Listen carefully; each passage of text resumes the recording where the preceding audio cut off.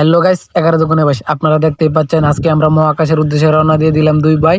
তো মহাকাশে যাওয়ার জন্য আমাদের একটা প্রাইভেট জিট দরকার। তো আমরা যেটা পার্সোনাল ইউজ করি সব সময়, সেটা নিয়ে রওনা দিয়ে দিলাম, যেটাকে বলা হয় বাংলার রকেট।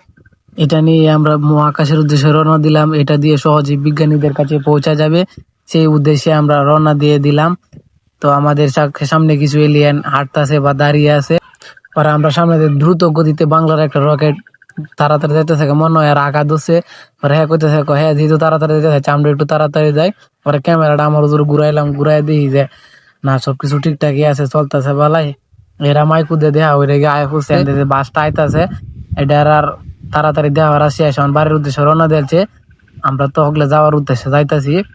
তো এখন আবার ক্যামেরাটা ঘুরাই দেখলাম চুল অতি বাতাসে উঠতেছে। ও সরি, মাথা চুল নাই, ক্যাপ পিন দিয়েছি, চুল নাই দেখে।